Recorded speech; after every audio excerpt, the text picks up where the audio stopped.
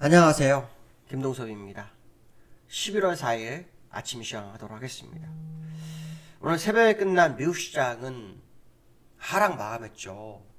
4일 연속으로 하락세의 모습을 보이는 미국 시장의 모습이었습니다.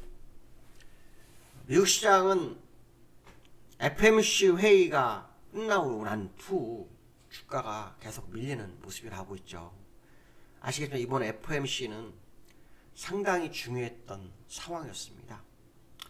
왜냐하면 12월이 다가오면서 올해 연말 목표치, 금리 목표치에 대한 조정 가능성, 향후 금리의 변화 가능성, 이거에 대한 논의가 있었죠. 메리데일리 샌프란시스코 연은총재가 이거에 대해서 상당히 언급을 했었고, 그것이 시장을 지난달에 계속 저점에서 끌어올려서 상당히 많이 올랐습니다. FOMC 회의가 열렸는데요. 제롬 파월은 금리 상승에 대한 인상에 대한 조정 가능성은 제기했지만 금리 인하에 대해서는 언급을 하지 않죠. 계속해서 인플레이션 2%인 목표치를 향해서 금리는 올려야 한다, 이런 발언을 했는데요. 결국 제롬 파월이 연준의 의정을 다시 한번 확인시켰죠. 지난번에 잭슨홀 미팅에서 언급한 것처럼 고용이 견조한 상태에서의 인플레이션은 계속 잡아야 되기 때문에 금리 인상을 강하게 할 것을 시사했었는데, 그때 이후로 제롬 파월은 여전히 그 뷰를 유지하면서 시장을 흔드는 그런 상황이 되었습니다. 다음 주에 중간 선거가 있죠. 화요일 날.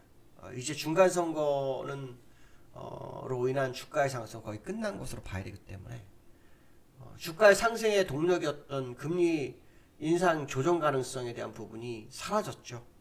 이 얘기는 무슨 말이냐면, 미국 시장이 이제 상승 동력을 잃었기 때문에, 또 중간 선거도 끝나가는 상황이라면 주가는 상승보다 하방 쪽으로 밀려갈 확률이 굉장히 높은 그런 상황이라 이렇게 보시는 게 맞지 않을까, 이렇게 말씀드리고 싶고요.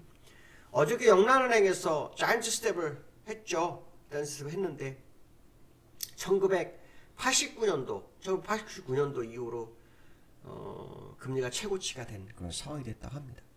얼마 전에 유로존에서도 소비자 물가지수가 발표된 10.7%가 나왔는데요. 그때 그 영향이 영국에도 계속 진행이 되고 있는 그런 과정으로 보셔야 될 것 같고, 이 영향으로 미국에서 국채금리가 2년물이 4.75%까지 올라오는 상황이 됐죠. 아시겠지만 2년물과 10년물은 계속 역전 상태이기 때문에 2년물이 올라간다는 것은 역전 상태가 계속 유지된다는 얘기고, 그 얘기는 결국 경기 침체를 의미하기 때문에 다가오는 경기 주체가 점점 가까워지고 있다, 뭐 이런 해석도 할 수 있는 상황이다라고 봐야 되겠죠. 어저께 실적 발표도 있었습니다. 퀄컴이 실적 발표를 했었는데요. 퀄컴의 실적이 3분기는 예상치를 유지했죠. 다만 이제 4분기 가이던스를 제시를 했는데, 그 가이던스가 시장에 상당한 실망을 주고 있는 모습입니다. 사실 미국 기업들이 이번에 실적들은 나쁘지 않았어요. 근데 인플레이션 우려과 경기 침체 때문에 그런지 몰라도 가이던스가 점점 낮아지고 있는 상황이기 때문에 이것이 미국 시장을 약간 흔들어주고 있는 그런 과정이 아닌가, 뭐 이런 생각 해봐야 되겠죠. 미국 시장은 아까 말씀하신 상승 동력을 잃은 상황이라고 판단한다면 이제부터 정말 주의를 해야 될 상황이 아닐까. 또 12월 달에 금리 인상을 연준에서는 뭐 빅스텝도 나오고 자이언트 스텝도 나오고 있습니다. 아시겠지만 자이언트 스텝을 4번을 연속을 한 미국이 5번까지 갈 건지에 대한 부분이 굉장히 중요한데요. 이거는 10월 소비자 물가지수에 달려있다고 봅니다. 10월 소비자 물가지수가 항상 매우 다음 달, 그러니까 전월 소비자 물가지수는 매 다음 달 10일 전후로 해서 나오죠. 13일 정도 나오기도 합니다. 그래서 이번에 소비자 물가지수가 상당히 중요한데요. 이 유가가 제가 여러 번 말씀드렸지만 9월달보다 10월달은 유가가 평단가가 높습니다. 유가가 평단가가 높다는 걸 의미가 상당히 크죠. 소비자 물가지수가 예상 밖으로 높을 확률을 열어둬야 됩니다. 특히 근원 CPI까지 계산한다고 하면 유가의 5, 6% 오른 것밖에 안 되지만 평단가가 한 6불 정도, 5불에서 6불 정도 올랐지만 큰 것 같지 않아도 시장 영향이 굉장히 크다라는 것을 생각해 본다 그러면 상당히 아마 이번 소비자 물가지수가 시장에 중요한 방향타가 될 거라고 봅니다. 만약 이번에 소비자 물가지수가 유가 한 6% 정도, 6에서 7%도 오른 거를 반영한다 그러면 8.89 정도까지 갈 수도 있습니다. 8점이었기 때문에 8.8 정도 갈 수 있죠. 거기다가 근원 10회까지 올랐다 그러면 구전호가 될 수 있습니다. 그러니까 이번에 만약에 정말 많이 올라가게 되면 연준 입장에서는 시장의 최종 금리 목표치가 나오는 게 4.75, 그다음에 5.25 두 가지가 나오고 있죠. 이걸 다 상회할 확률이 굉장히 높다는 거죠. 시장 일각에서는 내년 6월에, 그러니까 월가에서는 내년 6월에 금리가 6% 전후가 될 거다. 이런 얘기가 굉장히 많이 나오고 있거든요. 저도 아마 그 생각을 하십니다. 내년도에 7% 정도까지 생각하고 있는데 어떤 결론이 나올지는 한번 지켜봐야 되겠다. 이렇게 생각하셔야 될 것 같고요. 자, 미국 시장을 좀 보시면요.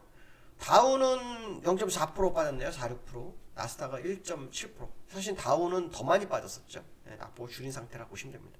다우는 여기 보시면 아이고 죄송합니다. 다우는 보시면 여기가 장중화 때 1.2% 상승했었고요. 그 다음에 맞나요?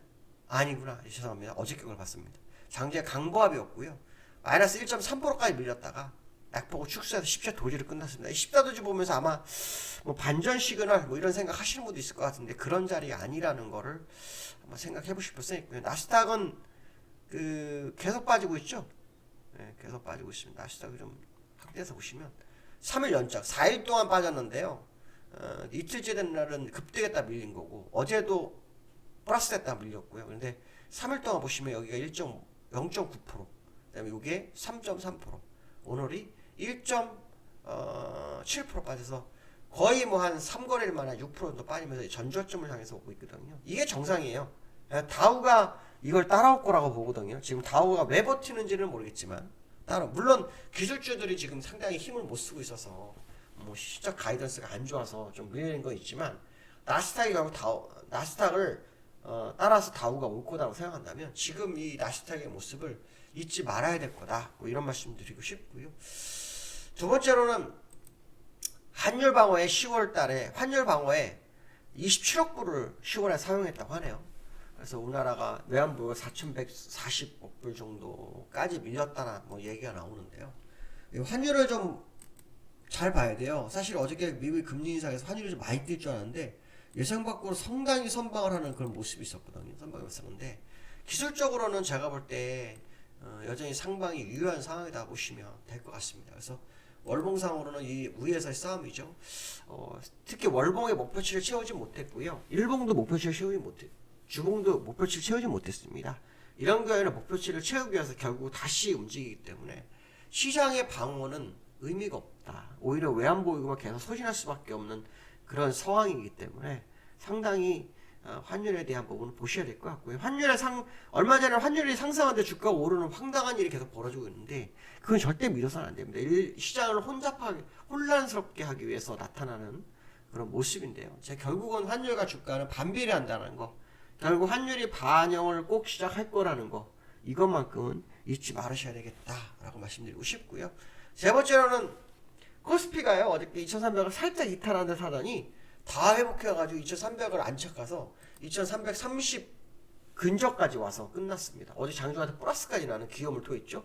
미국이 폭락을 했는데 우리나라가 상승한다. 우리나라가 얼마나 재료가 있는지 모르겠지만 굉장히 선방하는 국내장의 모습이라는 거죠. 근데 이제 중요한 건 뭐냐면 이게 계속 유지되겠느냐에 대한 싸움이겠죠. 계속 유지되겠느냐의 싸움입니다. 저는 이것도 한계가 다가오고 있다라고 보고 있습니다. 우리나라 시장은 기술적으로 굉장히 어려운 월봉의 모습을 가지고 있거든요. 현재까지 굉장히 잘 버티고 있습니다. 11월 들어와서 벌써 양봉만 3개가 나왔죠. 하락했다가 제자리로 돌리는 그런 모습이 나오는데 오늘 그 모습도 한번 지켜봐야 되겠죠. 저는 개인적으로 누군가 방어를 엄청 잘하고 있다. 환율도 방어하고 있다. 이런 생각을 할 수 있지만 이게 한계에 부딪히게 되면 결국 쏟아지게 됩니다. 물론 요즘 시진핑 리스크로 인해서 차이나론이라 그래 홍콩에서 자금이 들어온다고 합니다. 근데 그 자금이 그렇게 많지는 않습니다. 지금 생각하죠. 시장을 추세를 바꿀 만큼 전 세계 시장을 내려오는데 우리나라 시장을 바꿀 만큼의 그런 상황은 아닙니다. 그런 상황 아니기 때문에 지금은 일시적인 현상 정도로 바라보시는 게 좋을 것 같고요. 조금 더 시장을 두고 보신다면 결국 미국과 키노피를 같이 해나가기 시작할 거라는 거죠. 미국은 쉽지 않은 상황입니다. 중간 선거를 목적으로 움직였던 누군가가 이제 빠져나가는 과정이라고 한다면 오늘 밤 월요일 밤도 만만치 않은 상황이 될 거라는 거 잊지 마셨으면 좋겠다라고 말씀드리고 싶습니다. 오늘 여기까지 하겠습니다. 감사합니다.